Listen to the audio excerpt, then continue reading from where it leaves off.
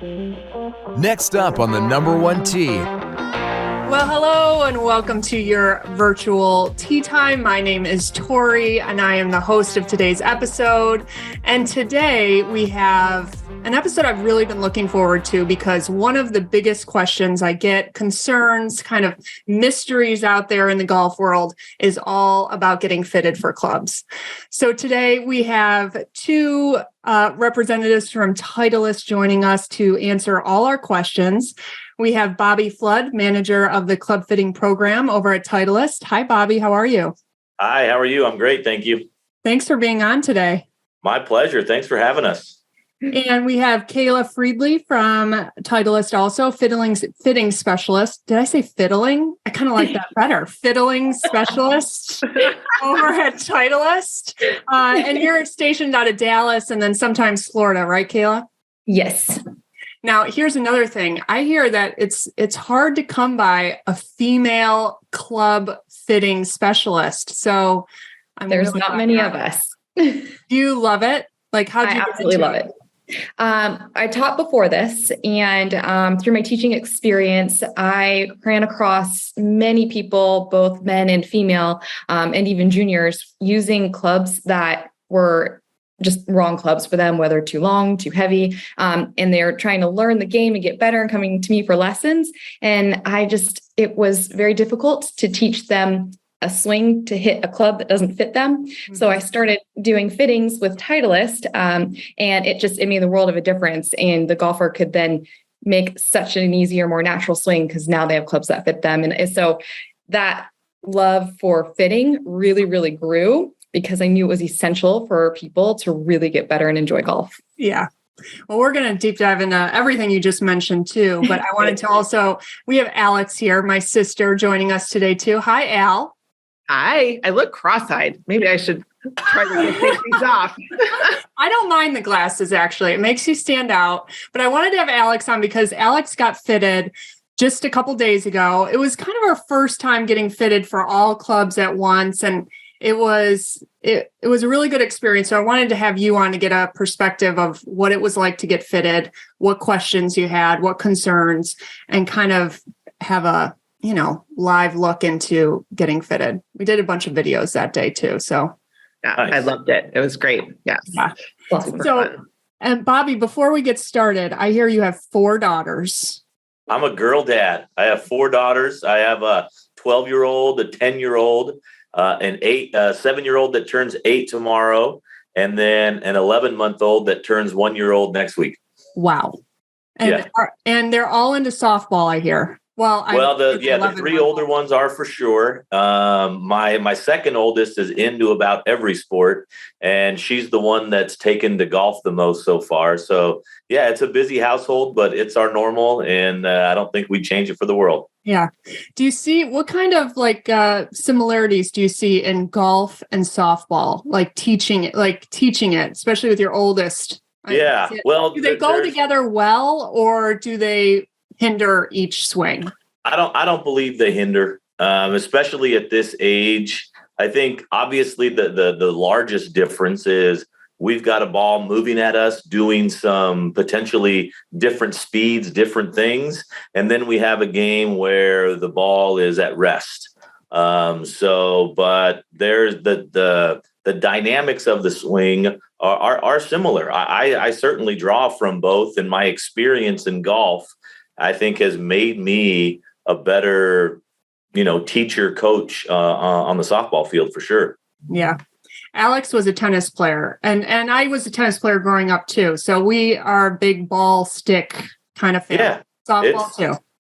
Man, it is very hard when you learn a sport where the ball's moving, and then you then pick up a sport where the ball's not moving. It is, I don't want to say it's like starting over. I mean, people say that tennis players have an advantage, but it is really difficult because it's the opposite. You're hitting down to get the ball to go up. Whereas in tennis, if you hit down, the ball is going to go down. Kayla, what sports did you play growing up? I was kind of like Bobby's second oldest. I did all the sports. My dad made sure I played everything, which I absolutely love. So volleyball, track, basketball, tennis. Didn't do softball because it conflicted with golf and volleyball, but I loved all sports. So definitely, though, it's hard when you go from like reactive sports to then not. Golf is just sitting there. So it is frustrating for sure. Now, how often do you guys get out there and play? Since you're in the golf industry, is it tough to get out there and play a lot, or how is it? I have a goal of once a month. Wow. Yeah, so that's my reality right now. Sometimes I pass that goal up and might play 4 times in a month, but unfortunately, there's times too where I don't get out there, but I still love it. And I try to, between all the coaches and dads and families and all that we're around, everybody loves to play. We do have a golf tournament, the charity golf tournament for our softball league. So there's always opportunity. And but I still love to get out there. And now that she's playing a little bit, she's actually the one saying, "Hey, can we go? Can we go? Can we go?" So it's helpful. That is helpful when the kids play. Kayla, do you get out a lot? It comes in waves, with life. So when I was teaching a lot, I would play a lot more because I'd have playing lessons where I'd play with my person I was giving a lesson to. But it just depends, with fittings and also with goals. I try to play once a week, but that's right now a big try. Okay, so let's get into club fitting. So I have 4 kind of main questions that I want to ask and get, talk about right off the bat. And then we'll go more in depth about what the experience is really like. Is that cool? That's great. All right. So first and foremost, what type of golfer should consider getting fitted? Point. If you don't mind, I'd love to take that one. Go for it. Okay. I think a golfer where the type that should go out and get fit is a golfer that plays where their score matters to them. That is the type of golfer that should think about getting club fit. Mm-hmm. I think a golfer that works on their game is the type of golfer that needs to be thinking to going to get club fit. Those are 2 things for me that we see just a big impact. I think a lot of times if a golfer's never been fit before and they practice and they play and they do all these things, a lot of times they can blame themselves for some poorly fitting equipment. And I think Kayla alluded that a little bit when she was talking about giving lessons, is sometimes people just don't know. And so fitting is obviously a big opportunity for education. And that's what we see on a daily basis. Yeah. And just, I love that you said when score matters or when improving your game matters to you. So even if you're just trying to break 100 or even break 110, if that is mattering to you, if that's one of your goals, then we want to make sure you're in the right equipment to do that. 100%. Because we have the entire bag to look at, there are oftentimes opportunity to improve your score, whether it be wedges that work better for you, that spin more, whether it's a golf ball that can actually help you score better, whether it's a driver that can help you not only hit it further, but maybe hit it straighter, whether it's irons that allow you to hit it higher and access more pins. All of these things can help. And so you said it, but when score met, whether it's breaking 120 or 110 or breaking 80, like all of that matters. And there's opportunity in that bag all over the place. Yeah. Alix, when you started playing golf, what was it, about 7 years ago? I think so. Yep. What did you first start playing with? Like what, I don't even remember. What clubs were you playing with? And what was like your first time where you thought about getting fitted or getting new clubs after that? So as you know, I only used a 7-iron, so it really didn't matter much. Yeah, I thought it was the 8-iron. She would be on the it tee was box. 7. It was only And 8-iron. I actually don't even like my 7-iron now, but I started playing with just random clubs. And then when I started taking lessons with Nick, he just bought clubs for me, or, said, here, get these. So they were pings. Yeah. I did struggle with them. So I did not get properly fitted when I was taking lessons and I was trying to improve my score. So that's when you were saying to me, you have to go get fitted. Mm-hmm. So I did get fitted, and I got fit. The driver was terrible. So I got fitted for a Titleist driver and Titleist woods and hybrids, but I kept my ping irons. And then I got fitted again for irons after that. But I have always felt like I need to get fitted for irons too. Like I always thought driver was most important. And then I realized as I get better that really I feel like my irons, my wedges, all those clubs, I really need to consistently get fitted in. I don't know if I'm right.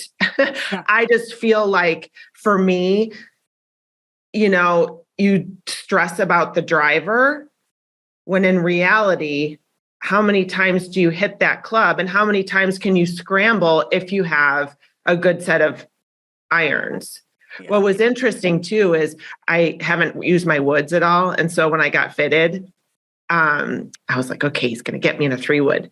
And he didn't put me in a 3-wood again. I feel like, and I talked to my girlfriends, they're like, oh yeah, I can't hit my 3-wood. So it's interesting too, because you always think I need to get a 3-wood because I need to hit the ball 220 yards with a wood. Okay, no, that's dumb. And we're going to get into those 3-woods and woods in general. But don't you see that, Kayla and Bobby, where when women, and it's probably everyone, but I'm with women the most. So I just hear what they say, and they're usually using their husband's old clubs, or they start out with a beginner set, or they're using maybe even their kids' clubs, old clubs. When you're starting out, you're kind of just grabbing whatever, just like Alix said. So how would just grabbing those old clubs, most likely it's your significant other's old ones, how would that affect your game? I'll take this one. So what I think in the beginning, I think it's important. It's okay to use those in the beginning because you're just establishing your fundamentals. Mm-hmm. And your fundamentals, you can learn really with anything. I don't think it's not necessary to go buy a brand new set. So using those hand-me-downs until you can get those fundamentals down with your game, and you can start adding to that too as you like. But then it'll take you to a point where, okay, now I want something that makes this game easier as I start to fine tune those fundamentals. And that's where then you can really get fit and get that benefit from that fitting. Absolutely. Okay. So my next question, there's my dog. I don't know if you can hear it. So every time, just a little behind the scenes, every time I do a Zoom call, my dog is snoring in the background. So you might hear him, you might not, but I'm just giving that warning out right now.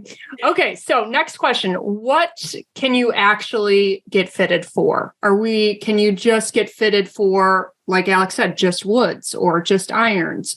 Or are you always committed to getting fitted in the full bag?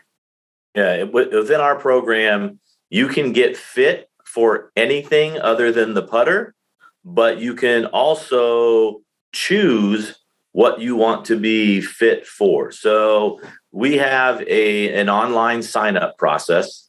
And in that process, we ask you the question, hey, what category would you like to be fit for? And I think 90% of the time we'll get an actual answer. I want to be fit for woods. I want to be fit for irons, or I want to be fit for wedges. So just know that when you get there, the fitter is going to want to just have a conversation with you, an interview with you per se, just to get to know you a little bit and find out about your game a little bit, and then really start to prioritize.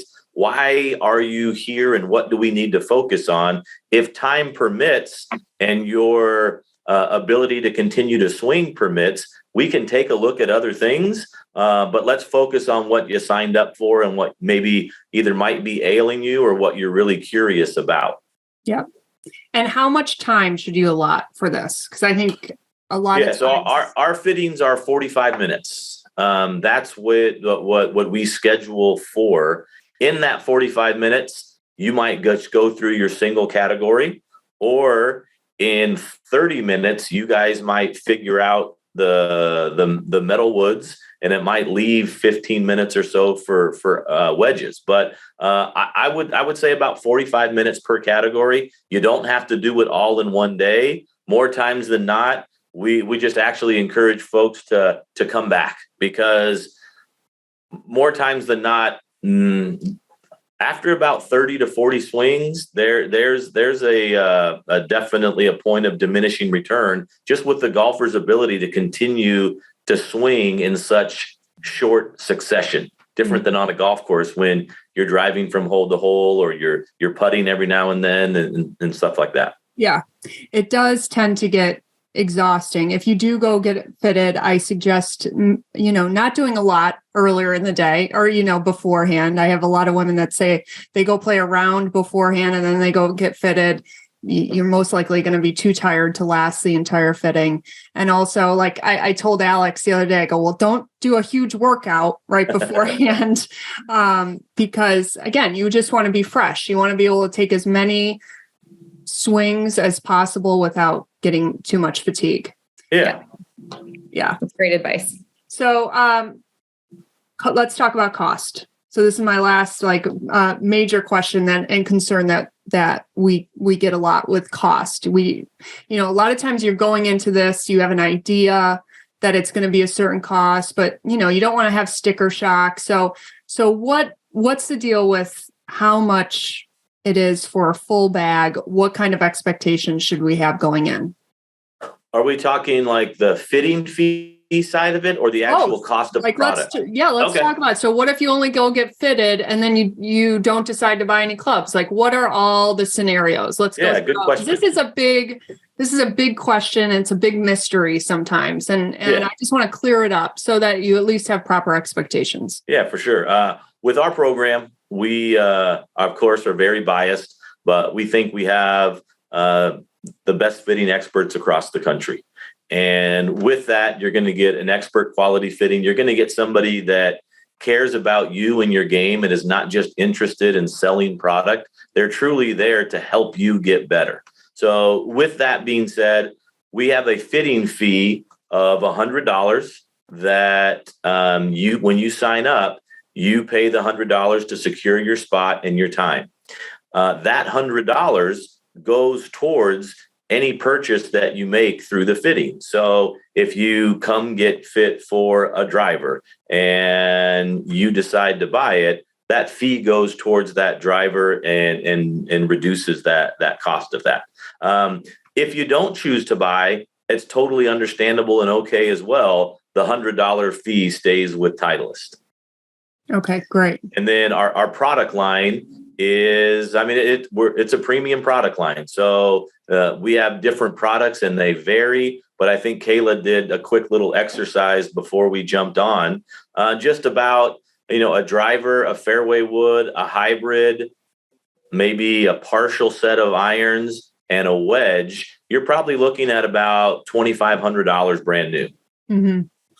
And Kayla, when you go in as a customer, you're getting fitted for club heads and for shafts, and even you're picking out grips yep. You want. So it's you're building the clubs right there, and so each of these things cost money. It's not like you're getting a club that's already finished and you're buying the whole set. Like you are buying individual whatever is fitted. Yeah, custom clubs fit specifically for that person. So from the club head all the way up to the grip, everything from the lie angle to the length to the shaft, it's all for that specific player. And how long should, because it is an investment, okay? Even if you're starting out at, $2,500, it is a large investment. How much time are we using these clubs? How long are they going to last? What should we expect? I mean, what if our swing changes? And we just spent all this money on new clubs? Great question. And Bobby, back me up with anything that you have that I don't say here. But I think it just depends on that person. Some people, it's a value that they want to last for a while. So I've had people that come to me once and then they won't probably come to me for another 5 or 10 years. If that's something that they love their clubs, they know their swing, they want to keep with it, and they feel like it was something that can last for that long, that's how long that they'll last. And then there's some people that they just really like to have all the newest equipment. So I'll see those people very often because every time we come out with something new, they're right in line. And that's both men and women. So it truly depends on the individual and what they want and what their needs are. But they can last a really long time. It's not, and that, like Bobby said, they're premium clubs. They are made to the top grade with the best materials. So it's something that can last a really long time. Yeah, I think to back up Kayla's point, the clubs are going to last. It's the golfer that could change, right? And as golfers now, very seldom do we just kind of stay the same.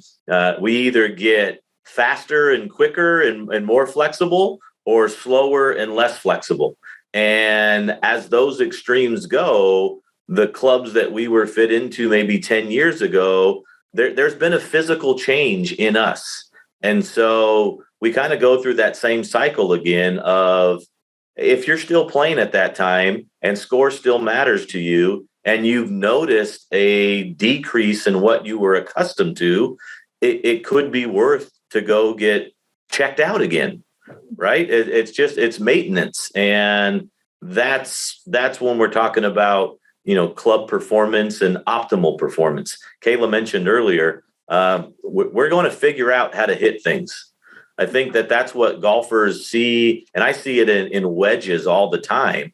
You see somebody playing a wedge from like 10 presidents ago because they're comfortable with it, not because it's performing well. Yes. Yes.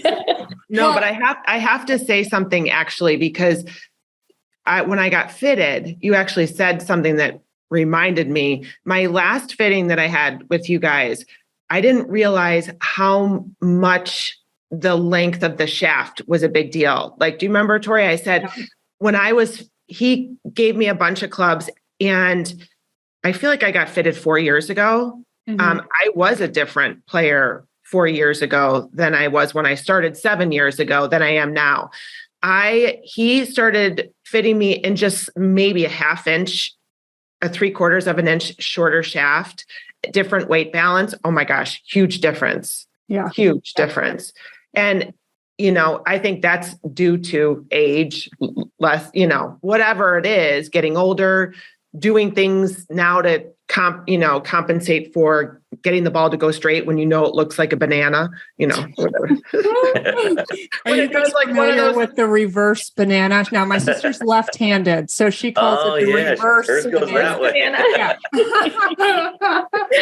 Okay, it's a very technical term. Okay, I have to give credit to Chris Kaharski that called it a banana first. I'm like, a banana? She goes, yes, the ball goes in the shape of a banana. So I call it the reverse banana.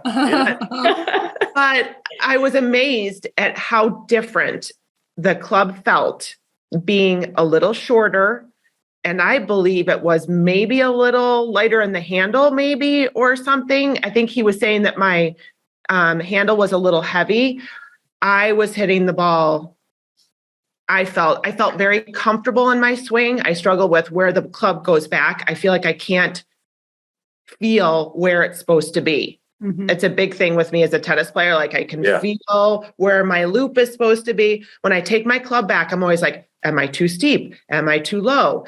So that adjustment made me not think about those things. It made me just swing, mm-hmm. which, as an athlete, you don't want to think, you just want to swing. Yeah. Then natural instincts, I think, take over. I don't know. Maybe that's awesome. Alix, thank you for calling me an athlete. I really appreciate that. We're all athletes, right? We all are searching for our inner athlete. Totally. Bobby, when you brought up, when we were talking about the concern of, okay, making this big investment, and what if my swing changes? My first thought is actually, does our swing actually change though? But when you brought up the physical, just, getting older, getting less flexible, or getting more flexible, or getting stronger, now that makes sense to me. But to me, I think of it as like, okay, what percentage of golfers are really working on their swing intensely, right, where their swing actually changes? Like, to me, right, the majority of golfers are probably going to have the same looking swing for their majority of their time. I think there's some truth to that, but I also think as golfers, where we are working on our game and score does matter. I mean, every golfer I've ever interacted with, we're always working on something. Oh yeah, right. Oh, yeah. It's the latest article. It's the latest YouTube video. It's whatever we think pertains to us, and we're trying. So we're working on something. So, but I will say that the amount of adjustability in our clubs makes it to where, hey, if you are working on something, and I'm going to use the metalwoods as the prime example, because we have the SureFit hosel, we have the ability to change, and without buying anything new, but we just change the way the club is being delivered, because maybe we've changed the way we're delivering the club. So the ability to rematch that back up, Kayla, I know a lot of the team experience this. I'm not sure if you have any firsthand experience, but a golfer will bring a Titleist driver to their fitting. And throughout the process, it's like, hey, we have 10 more minutes. Can we take a look at this? And it's like, oh, maybe we'll add a little loft. Maybe we'll take a little loft off. Maybe we'll flatten it. Maybe we'll make it a little bit more upright, and we experience success. So it's not the perfect answer, but it is something that happens often in our line of work. Meaning you can adjust the current clubs a little bit if you feel absolutely like you need. Absolutely. Yeah. And again, Tori, that's really in the metalwoods. When it comes to irons, certainly not as easy there, but there are things, as Alix mentioned, sometimes length play a difference. Length is all about that center strike is what we're mainly after, and lie angle can make a difference. Those things are adjustable. Mm-hmm. Okay, one more thing about cost. A lot of again, I hear a lot. Should I just spend the money on lessons instead? What do we say to that? So if we're going to make this a big investment that is, I'm being told, will improve my game, should I just spend that money on improving my game and improving my, game through lessons instead of buying clubs? Yeah. Kayla, I would love to hear, I have an opinion, but I would love to hear your answer first. I just think that you're in that space a whole lot more than I am. Yeah. So I've definitely dealt with that with many different lessons. And if they can make consistent contact and have some consistency in their swing and still feel like they could gain, then absolutely go get fit. But if it's something that we're just still trying to make contact, get the ball in the air, or just have, a little bit more consistency, I think lessons will help. I think finding a teacher that understands how a proper club can help that person is really important as well. So I think that those relationships like that I have as a fitter with the instructors at the different courses, they will give me that information or feed on me, and we feed back and forth on each other of, okay, where is this person? Are they ready to get fitted yet? Or do they still need a little more work with that instructor? Mm-hmm. So it really, there's not a one answer. It just really depends on the individual. But but really it's the consistency factor for me. Mm-hmm. Bobby, any feedback on that word consistency? Because that's like a trigger word for me. Oh, I have not the even ultimate. possible. I have the ultimate. In my experience, golfers are more consistent than they think. Yeah. And what I mean by that is, hey, let's say you're over the top. Okay. Let's just define it. Let's put it out there. Your swing is over the top. You're not working on it. Okay. So it is what it is. You consistently do that. Well, now we have an opportunity to make the ball do something different with equipment. Mm-hmm. We have that ability to make changes to the equipment to make it fly the way we'd like to. So I just think as golfers, we beat ourselves up too much. It is a very difficult game. And as far as I know, none of us do it in professionally and on TV, and it's our living. It's supposed to be fun. Yeah. So you enjoy it for what it is. And I think golfers are more consistent than they give themselves credit for. I think they blame themselves a lot when actually their equipment can help. And so what I'll finally say to that is Kayla's right. It's very difficult to say one or the other. I think they can work in concert together beautifully. And it's one of the, I think, advantages that we have with our network of places that we go. When Kayla shows up, even though she's experienced lesson giver, like she's there to fit, but she can share with our host and their golfers what she sees, what they're working on. But I think working in concert together, it can be a whole lot of fun. Yeah. I'm going to kind of piggyback off of your fitting as well that you just recently had.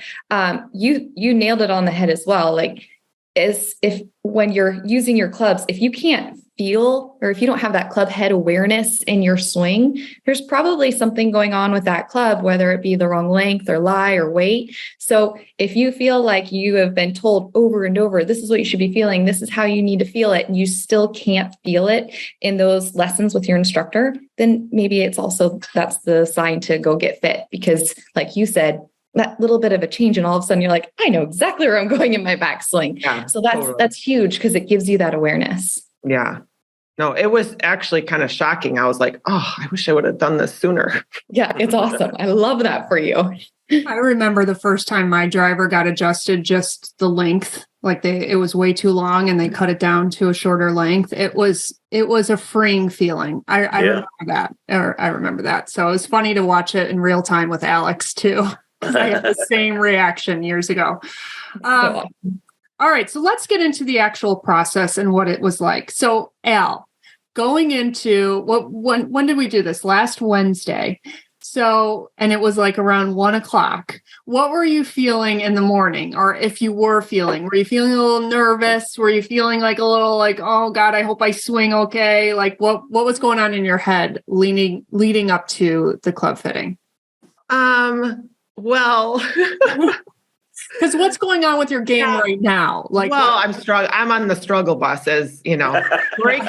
Tori keeps sending me little like clips that says, you only play well, you only do good things a third of the time. A third of the time you do this, third of the time you suck. I'm like, oh, I'm in the third. When is the other third going to show up? But you know what? I actually was excited. You know, I have had fittings before where I'm really nervous because I struggle with consistency of getting the ball up in the air. I try to help it a lot. And as tennis, like I'm trying to like pull up a lot. So I always worry that I'm going to start topping the ball or whiffing the ball. I wasn't worried so much about that. I was actually excited because I knew there was something wrong with my woods. And I felt like my driver, I love my Titleist driver. I've tried to change and go to different drivers. I love my Titleist driver. I felt like it was just a little there was something off about it, balance, something. So I was excited, actually. Yeah. I actually hit the ball. I'm excited to get my new clubs because I'm like, Tori, when are they coming? When are they coming? Because I feel like it's that feeling of swinging freely that I'm longing for. And I felt like I could do that with the new properly fitted clubs. Yeah. But I'm actually a righty, but I'm a lefty playing golf. So I texted Tori no less than 20 times to say, remember to tell him I'm a lefty. Remember to tell him I'm a lefty. Because oftentimes you get there and they're like, oh, oh, wait, you're a lefty? Well, let me see. But they had a full set. I was able to hit all the clubs I wanted to. So I was really excited actually for it. I know that a lot of times people get nervous about it. Don't be nervous. Yeah. Be nervous. They see a million swings. Let's actually touch on the left-handed thing though, because that too, Alix was texting me to remind him that I'm left-handed. And then I would email Kayla and be like, she's left-handed, or Jacqueline too. I would email, I'm like, please make sure they have lots of left-handed options. Is that a common, thing where the left-hander shows up and you're like, oh shoot. I would say it's not common for us. So with our product line at our events, we have everything that we offer in right-handed and left-handed. The fitter brings that out every day. So it's we don't want to be surprised by that. We don't want to make the golfer feel like this isn't important to us or that they're not thought of, because there are lefties out there. And there are, if you were to take, and Alix, you probably saw this, and Tori, our setup is extensive. It's not just a couple bags in a tent. Mm-hmm. We roll up with a lot because we want to be prepared. We want to take on all comers and make people feel like they have options and they're not just being told what to get, but that they actually get to try a few things out. And we want to make them a part of the process. This is not a thing where they show up and, hey, take 2 of these and call me in the morning and trust me, I've been doing this forever. This is meant to be interactive. And I think a really good fitter is going to find out from you, hey, how do you like to receive information? Do you want to know all the numbers? Do you want to wait till the end? Do you not want to know anything? All of that is part of that dialogue that I think over that 45 minutes, you and the fitter, that fitter's trying to get to understand you the best way they can so that you can leave with the confidence, right? I've heard both of you say this freedom of letting out and play golf and not play golf swing or worry about where this is, or man, if I only had the right wedge, I could have hit this shot so much better. Just eliminate variables, go out and be an athlete and go play and have fun. Absolutely. I have to say one thing about also for the golfer that is not that experienced. If you get fitted, what I think the key thing that no one talks about is that they have that TrackMan that allows you to know what each club is playing for you. So like, Tori, when we played with mom and dad, and I said, what is your 120 yard club? And they're like, I don't know. So I think also that was super helpful because sometimes I have my 5 hybrid or my 7 hybrid or whatever it is. And I'm like, I think it goes this distance, and I get up to the hole, it doesn't go that distance. So, but you're insistent that club is a 165 yard club, yet it never goes 165. Yeah. It's actually really nice to go to someone that you're hitting clubs and they're telling you what it is, what the distance is going. So I think as a beginner or as a newer golfer, I think that's another huge advantage. Mm-hmm. I remember writing it down with Nick. I would write down each club and I'd stick it in my bag. Yeah. It's a little cheat sheet. Cheat sheet. I know you think good golfers don't think that that's a big deal. It is a huge deal. You don't know what club to use. Yeah. So, but let's talk about the actual getting right to the fitting. So it's usually on a range, a driving range. It could be inside on a simulator, I guess. But most times you're walking out to the range. There's a tent, okay, and you get there.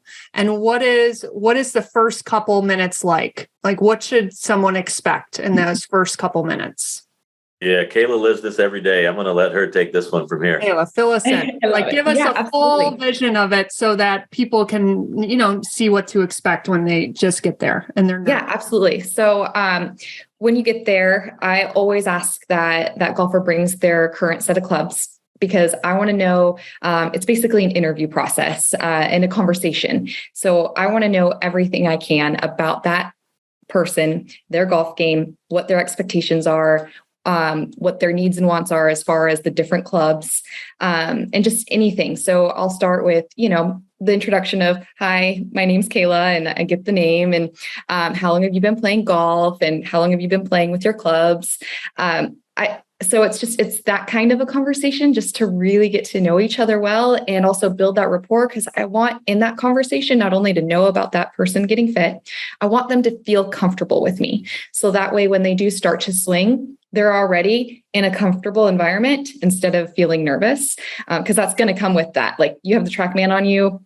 You've got this huge tent set up, so you feel like there's other eyes on you. So there is a lot of nerves in that type of experience. But my goal as a fitter is to help you feel extremely comfortable and confident, knowing that you gave me all the information and maybe even more than you wanted to share with me before you even showed up. So I want to know all that. So that's why I go through all those different questions.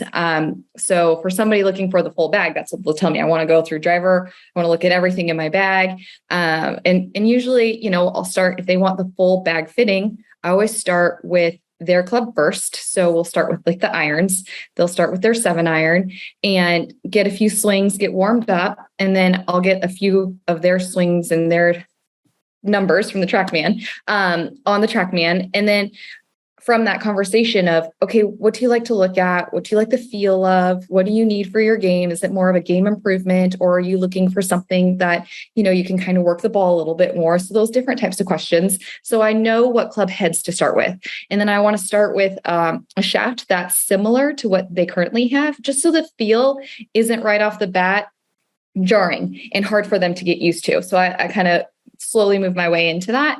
But it's really, I say slowly, but it's also quick moving as well, because I only want like 3 to 4 swings with their club. And then when I put a club together, I want 3 to 4 swings with that club. And then we start changing out club head and shaft. So we figure out what club head works for that individual best. And then we find out what shaft, and then the shaft length and the lie angle. And does that answer the question? Sorry. Oh, absolutely. Do you want them warming up ahead of time, like hitting a couple balls over on the other side of the range ahead of time and coming in loose? Or do you want them to warm up with you with their old clubs? Yeah, I definitely warm up beforehand, loose, but not like I sat on the range and hit for an hour beforehand, like maybe 10 to 15 minutes, get a little stretch, because you're going to continue to get loose as we hit all these clubs too. So I don't want it, definitely, like you said, don't do a hard workout beforehand. Don't play golf beforehand. I even suggest not getting, because I've had some people, because they want to come with their best swings, they'll do a lesson beforehand. Well, so that gets a little tricky, because then they're not just swinging, they're thinking about swing. So I recommend just coming in fresh. If you need a little workout in the morning, great, but don't go hard, and just get there about 20 minutes early so you can get there, warm up, stretch, and then we can jump right in. Great. And I got fitted last August, and I feel like we started, and it was a full bag. And I feel like we started with driver first. Like we started with driver and moved all the way down to wedges. Is that typically what you like to do? So it just depends on, like, if sometimes getting a full bag in 45 minutes can be difficult. So I always ask that person, like, what do you absolutely want to make sure we get to today? So if irons are more important, then I'll start there. But if, so that's my answer to that. If it's, we have all the time in the world, I think everybody's a little different. I like to start with 7-iron first and then build my way up to the driver. But it just kind of just depends. Yeah.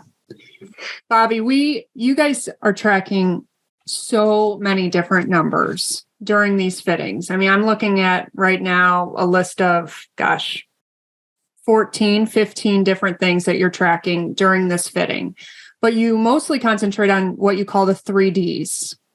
Can you explain what each of those are? Yeah. So I think we're typically, when we talk about the 3Ds, we're talking about iron fitting. Okay. And in iron fitting, the 3Ds are distance, dispersion, and descent angle. And the reason those are so important, and I think you guys have alluded to this a little bit, is we're looking for golf clubs that do different things. We don't want 3 golf clubs that do the exact same thing, because then they're taking up spots in our bag that are just making our bag heavier, and we don't need that. So when it comes to distance kind of seemed like table stakes in the iron game. And as important as distance is, it's really not as effective if it doesn't have the other 2 things, which is a really tight dispersion and a really good angle of descent.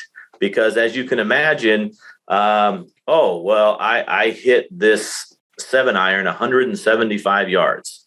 That's where it finished, right? But it landed at 155 yards. But I got all this extra distance because I didn't have the right angle of descent. In other words, it came in really shallow and hit and bounded 20 yards. Well, in our irons, that's not what we want. We're looking for, we're trying to hit a distance. We're trying to hit a number. We're going to a pin. So that's why those 3 work in concert so well together. And I think it's what makes a fitting with Titleist just a little bit different, because we do focus on those 3 things, and it's not one in hopes that the others follow along. It's, we've got to get all 3, or we're not putting you in a better club that day.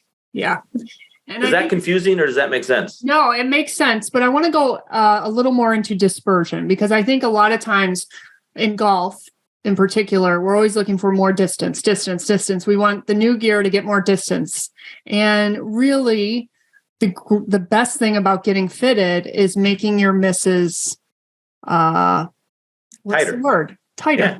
Yeah. And I feel like that's the greatest thing about getting fitted is your misses are going to be tighter. Therefore, your game is going to get better just because you're closer to the hole. Yeah. And also too, Tori, we think of dispersion, not just east and west, but north and south as well, if you will. Again, when we're looking at irons, let's just say our 8-iron is a 155 carry. Well, if it goes 145 and there's water in front of that green, like, we're not being successful. So it's that 155 consistently. And that's why when we take a look at our lineup, we take a look at the head. I mean, that is a big driver of what we're trying to help golfers with, is find the right head. Once we land on the right head, to what Kayla mentioned, we start dialing in the lie angle to ensure that we're making center strikes, shaft length, and those things start to drive that dispersion, because we're not going to always hit it pure and flush. But when they still fly the way they're supposed to within a tight window, well, all of a sudden those hazards, either to the right, to the left, or behind or in front of our green, we're not in them as frequently as we might have been before. Yeah. So, okay. So the things that you measure, I have a list here, and I just want to read them off. And then I want to get into a couple things. So we have ball speed, spin rate, launch angle, carry distance, total distance, landing angle, peak height. And then with club swing, you have club speed, club path, face angle, swing direction, angle of attack, dynamic loft. All of these words, okay, when, for instance, we were working with Steve Creekmore when we were getting fitted last Wednesday with Al. I mean, it's like being in Charlie Brown's classroom. Okay. None of it really means anything to me. I mean, I'm kind of concentrating on distance because, again, we all want to be as long as possible, but it's a lot of words that I'm frankly not that interested in.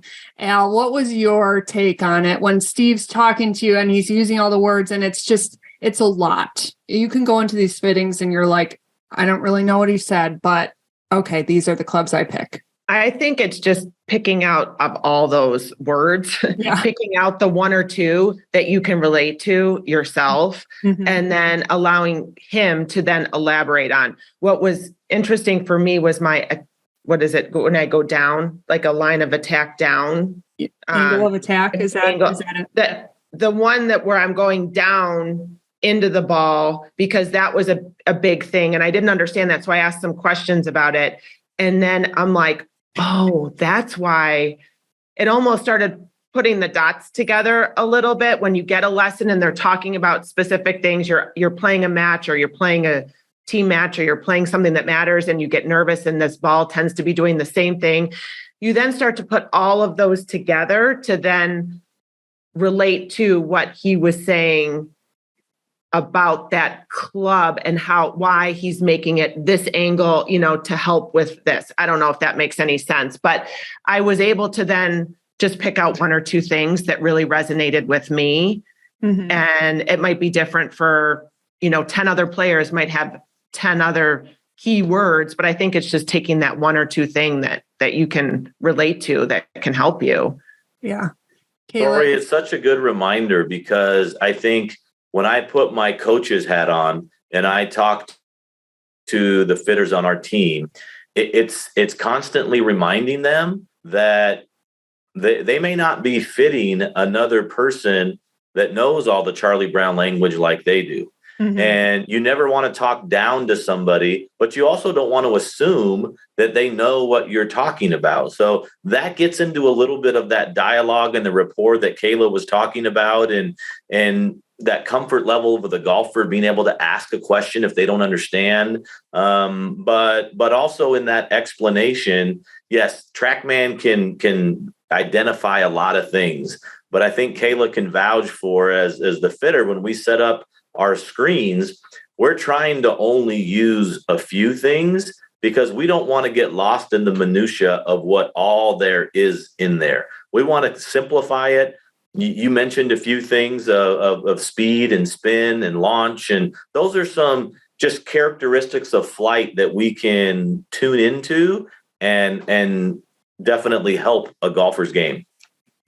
So Kayla, besides anything distance related, mm-hmm. what are maybe one or two of the things that are being measured that you concentrate on the most while you're fitting someone? So, with the irons, the 3Ds, like we talked about before, that landing angle is so important, because a lot of the people that I fit, or that descent angle, because if you're not landing on and holding those greens, it makes golf much more difficult and adds up on that score. Mm-hmm. So that's something with irons that I really pay attention to.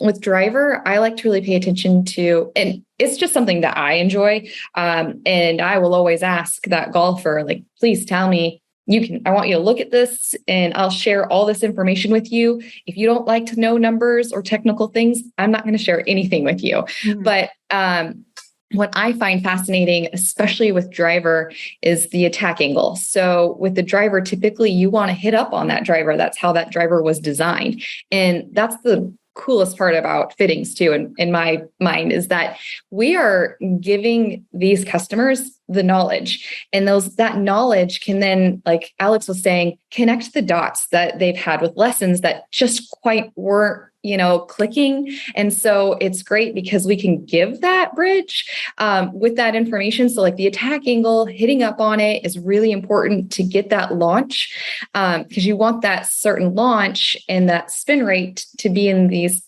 different areas in order to optimize that ball flight. And that's my goal as a fitter, is to give you the best, most consistent ball flight with that club, and the easiest, So I like that, because the more you hit, and this might get a little technical, but the more you hit down with your driver onto the ball, a lot of times the higher that spin rate can get. When you have too high of a spin rate, you're going to lose distance, and you're also going to lose consistency as far as ball flight is concerned. So that dispersion grows. So I like to kind of explain that when you hit up on it, it really helps decrease that spin rate and get into those optimal numbers that we want for that driver. But not everybody wants to know that. So not always do I share that. But that's my kind of the things I geek out about, because I really enjoy it.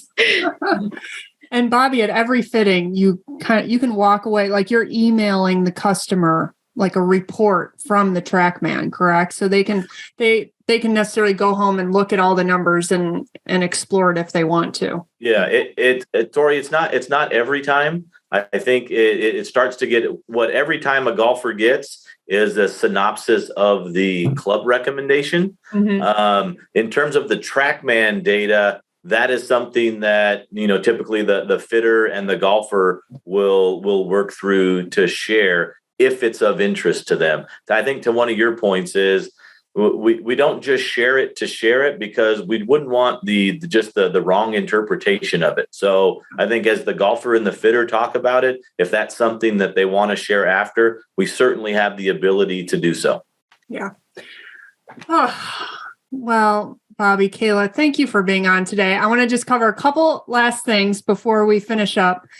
First and foremost, how can one get fitted with Titleist? How easy is it? What if they live in a more remote location? Is it fairly easy when you are in a bigger city? How can one get fitted for Titleist clubs? Yeah, great question. I would say it's probably fairly easier in a major metro area. It's where a lot of our fitters are, but we do have fitters all over the place. And so at Titleist.com, if you find a fitting and use your geolocated area, it's going to provide you with where we're going to be.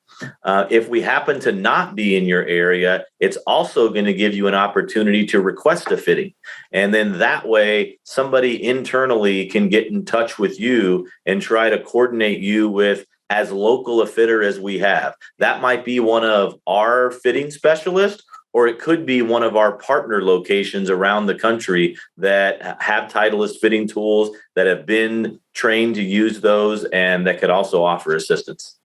Fantastic. And Alix and I were both at the PGA show this past January, and I was able to watch the show We Go Farther that Titleist just produced. And it's well, Bobby, can you explain what it's about? Because I believe by the time this podcast airs, it will be out and available to watch. I'll put it in the show notes for everyone to take a peek at. But why did you make this film, and what is it all about? It's really a 4-part version of how we got back into the driver game. I think that the Titleist Speed Project was something that started that really reinvigorated our metalwoods, and they're the most played right now. And Kayla can attest to how it helps golfers every day out there when she fits it. So it's been an amazing ride. It makes you very, very proud to be a part of something like that. And it might sound cliche, but it's with equipment like we have, it allows us to go do what Kayla and I and the rest of our peers love, which is we'd love to go talk to people about Titleist and sharing these amazing tools and helping them play better golf. That really is where this all boils down to, is that golfer, that time with us. We call it the moment of truth when a golfer gets paired with one of our fitters.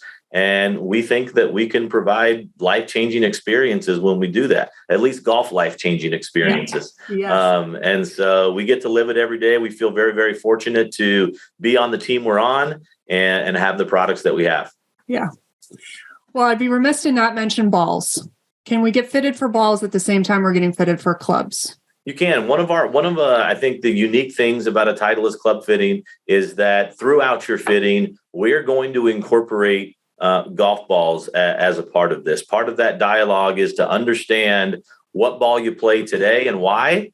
And we certainly have an amazing team on the ball side that conduct tour level ball fittings and have interns that go around the country to educate golfers about Titleist. But we really have an approach from the green to tee. And because of our environment that we're on, we're typically on a driving range, and a lot of times we're hitting drivers. So we'll make a recommendation on ball based on what we've learned in your fitting, based on what you've told us.